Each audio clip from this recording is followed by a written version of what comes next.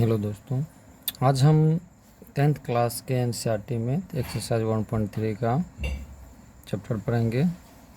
सिद्ध कीजिए कि √5 एक अपरिमेय संख्या। तो कैसे सिद्ध करेंगे, देखिए आज हम समझा रहे हैं। चलिए, आप जानते हैं परिमेय अपरिमेय क्या होता है, पहले ये समझिए। देखिए 0, 1, 2, 3, 4, 5, 6, 7 इस तरह से जो भी अंक है वे सब परिमेय संख्या है, ठीक है।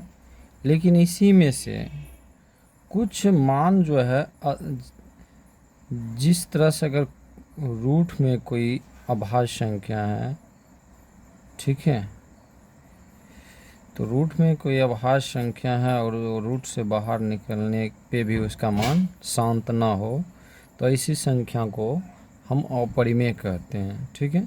तो यहाँ हमारा जो आज जो हम सिद्ध करेंगे तो √5 को सिद्ध करके देंगे। क्यों? क्योंकि रूट से इसका अगर बाहर मान भी आएगा तो अशांत होगा। देखिए, अगर हमारा कोई भी अंक में अगर हम डिवाइड करते हैं, अगर वह शांत में है तो वह परिमेय होगा। चाहे वो लगातार बार बार भी भाग देने पे लगातार बार बार भी कोई अंक आता है, वो भी शांत है। अगर भाग दे रहे हैं और कोई समान संख्या नहीं आ रहे हैं, बढ़ते जा रहा है, सामान्य आ रहा है, तो ये अपरिमेय। जैसे पाई का भी मान क्या है, 22/7 आप पढ़ें। अब इसमें भाग देते जाइए, ठीक है, भाग देते जाइएगा तो मान अशांत होगा, कभी शांत की कोई बातें नहीं होगा। इसीलिए ये सब संख्या अपरिमेय होते हैं और जो संख्या शांत है वो परिमेय होते हैं, ठीक है। और सभी अंक जो होता है वो परिमेय होता है, ठीक है। लेकिन रूट के अंदर का जो भी मान है वो बाहर आने पे भी शांत ना हो, या कोई संख्या में भाग दे रहे हैं, कोई अंक में भाग दे रहे हैं और भाग दे रहे हैं और असामान्य मान आ रहे हैं, ठीक है, और अंत ही नहीं हो रहे हैं उस मान, तो ऐसे संख्या सब क्या होता है, ऐसे अंक सब ये सब अपरिमेय होते हैं, ठीक है। तो देखिए हम जो सिद्ध करेंगे तो अब समझ गए होंगे परिमेय अपरिमेय क्या है।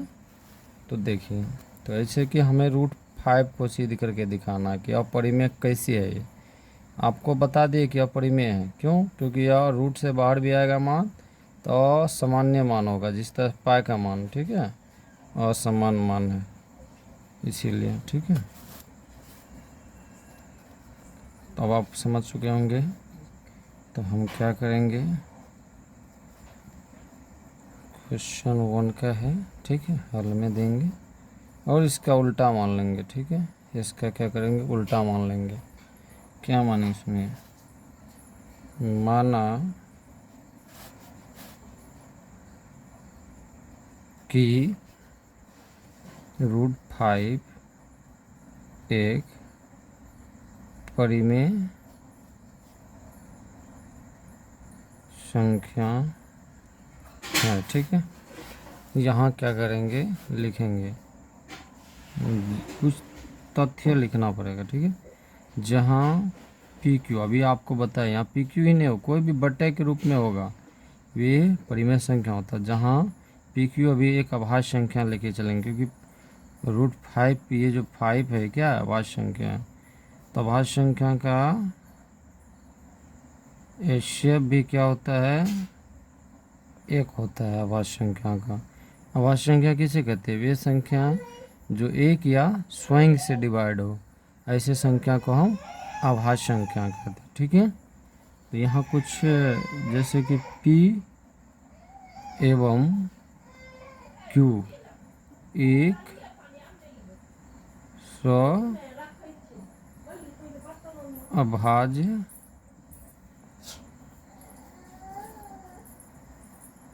संख्या है, ठीक है, लेकिन Q के बराबर नहीं होना चाहिए, ठीक है। क्यों? कैन नॉट बाय डिवाइड, कोई भी अंक में अगर हम भागा देते हैं, जैसे कि 5 है, 5 में 0 भाग देंगे तो ये डिवाइड नहीं होगा, इसीलिए, ठीक है। तो इसलिए कैन नॉट बाय डिवाइड होगा, ठीक है। देखिए यहाँ मान लिए हैं, ठीक है। अब हम क्या करेंगे, यहाँ हमें पी क्यू का HCF कितना होना चाहिए 1, क्योंकि अभाज्य संख्या है।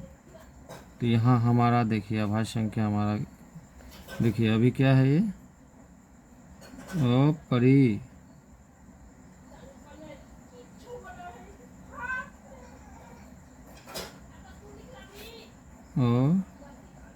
परिमेय। देखिए आप बता रहे हैं परिमेय शून्योत्तर परिमेय संख्या अपरिमेय संख्या से भाग भी होगा तो अपरिमेय होगा। अगर गुना भी होगा अपरिमेय संख्या के साथ परिमेय का फिर भी अपरिमेय होगा।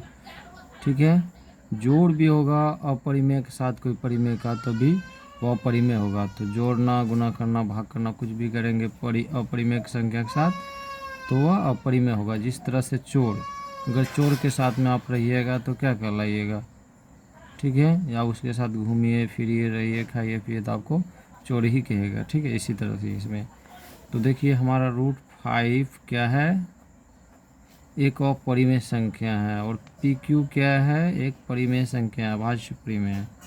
ठीक है, अभी हम यहाँ क्या करेंगे आगे बढ़ा स्टेप बढ़ेगा इसीलिए हम शॉर्ट में यहाँ पे ये इसी जगह क्या करेंगे बोथ साइड स्क्वायर कर देंगे। ठीक है, क्योंकि ये स्क्वायर करेंगे तो ये हमें परिमेय पता करना, क्योंकि अपरिमेय है अभी परिमेय में लाना है इसको, इसीलिए अब देखिए अपरिमेय सब परिमेय में हो जाएगा। देखिए परिमेय संख्या हो गया, क्यों 0 1 2 3 4 5 जो भी अंक है ये सब क्या है परिमेय संख्या, तो इसीलिए अब क्या हो गया परिमेय संख्या हो गया।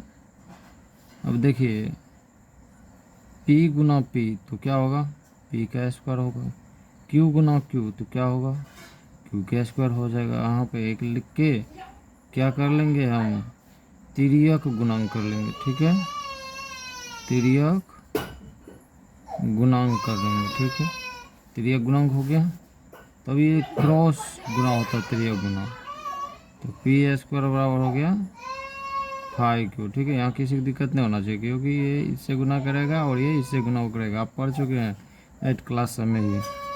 तो क्या हो गया आप तो देखिए 5 स्क्वायर जो है ये P स्क्वायर जो है 5Q स्क्वायर से डिवाइड है।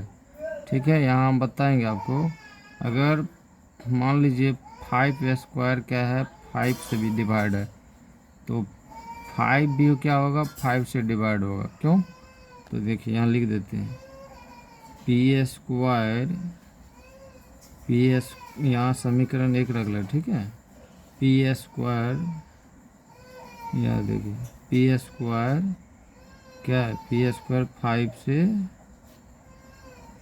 विभाजित है। ठीक है, देखिए शुरू से वीडियो बनाते हैं और समझाते हुए जा रहे हैं। ठीक है, अच्छे से P स्क्वायर 5 से विभाजित है तो क्या होना चाहिए P भी क्या होना चाहिए 5 से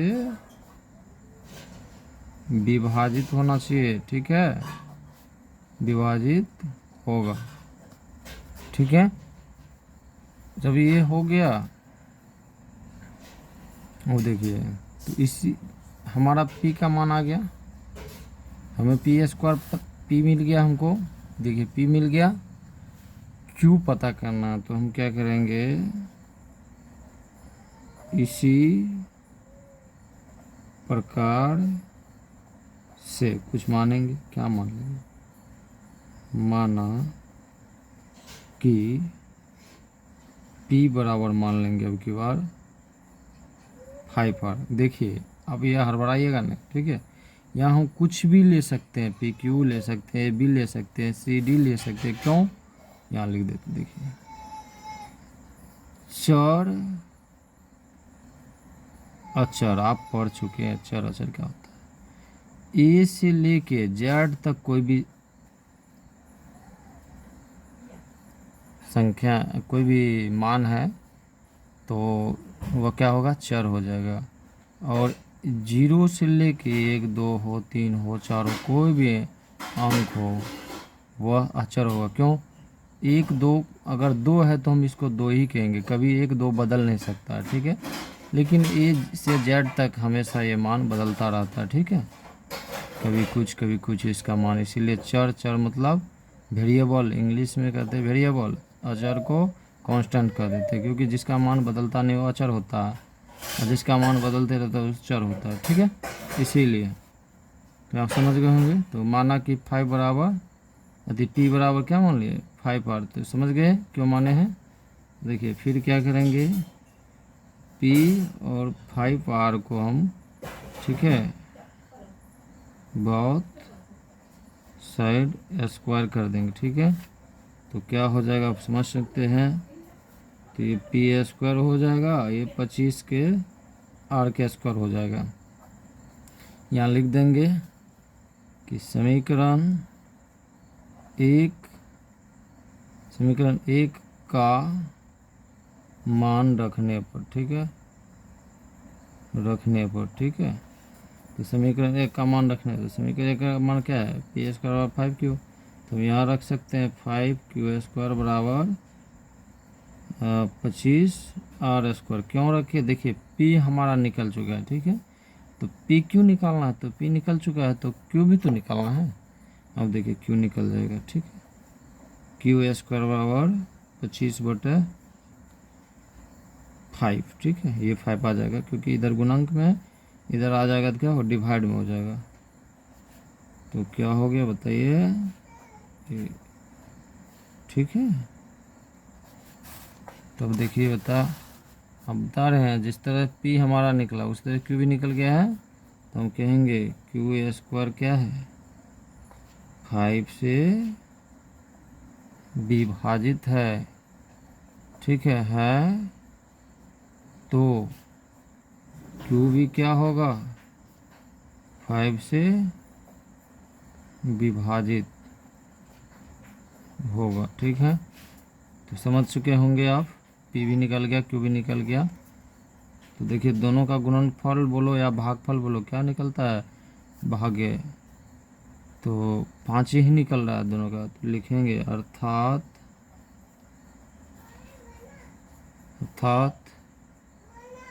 p एवं q का गुणनखंड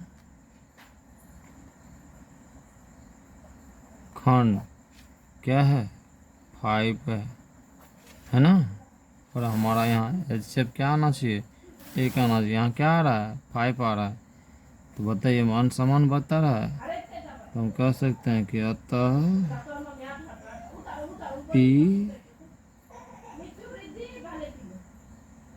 पी क्यू का मान क्या है, समान नहीं है। तो हम लिख सकते हैं यहाँ कि 5 के बराबर 1 नहीं है, कि है नहीं है। तो हम क्या कर सकते हैं, यहाँ को और कुछ लिख सकते हैं, पी क्यू का मान समान नहीं है। ठीक है, दोनों का मान नहीं समान है। ये भी परिमेय ही है, ये भी परिमेय ही है, लेकिन इसके गुणनखंड 1 था, इसका गुणनखंड 5 है, इसीलिए समान नहीं। ठीक है, तो परिमेय और परिमेय क्या होगा मिलके, परिमेय संख्या और परिमेय संख्या मिलके और परिमेय ही होगा। ठीक है, समझ सकते हैं आप। तो हम लिखेंगे कि अतः, इसको काट देते, ठीक है, ठीक है, ये अतः हमारा गलत हुआ, क्यों कि पी क्यू का गुणनफल क्या है, 5, और हमारा गुणनफल क्या है, 1, दोनों समान है तो कहेंगे, ठीक है, तो हम कहेंगे कि तो गुणनफल इतना है, तो √5 एक अपरिमेय संख्या ही है। ठीक है, इसी जगह हम प्रूव कर सकते हैं, यहाँ कर, ठीक है, प्रूव डेट। देखिए थोड़ा टाइम लगा है, ठीक है, समझाने में टाइम लगता है। लेकिन कोशिश करते हैं और शॉर्ट वीडियो बनाएंगे, लेकिन आप समझ नहीं पाएंगे इसीलिए, ठीक है। तो अब कोशिश कहिएगा तो हम थोड़ा और समझा सकते हैं इसको। तो देखिए, तो माना कि √5 एक परिमेय संख्या है, मान लिए परिमेय तो अपरिमेय से परिमेय बदलने के लिए रूट बोथ साइड स्क्वायर कर दिए, फिर 3 गुणन किए, फिर एक समीकरण आया, तो पी से 5 विभाजित हो गया, पी भी से भी इसी प्रकार से माना कि पी मान लिए थे, ठीक है, आपको पता ही होगा सब, ठीक है। तो जिस तरह से इसको माने पी का मान जिस तरह से निकाले उसी तरह से हमारा क्यू का भी मान आया। दोनों पी क्यू का मान का गुणनफल क्या आया, 5 आया, और हमारा क्या लाना था, 1 लाना था, लेकिन नहीं आया। इसीलिए हम क्या कर सकते हैं कि अर्थात यह मानना हमारा गलत है, ठीक है, कि यह √5 जो है एक अपरिमेय ही संख्या है, ठीक है। तो मैं कोशिश करते हैं आप लोग से विनती करते हैं कि आप लोग मेरे चैनल को सब्सक्राइब करें प्लीज़।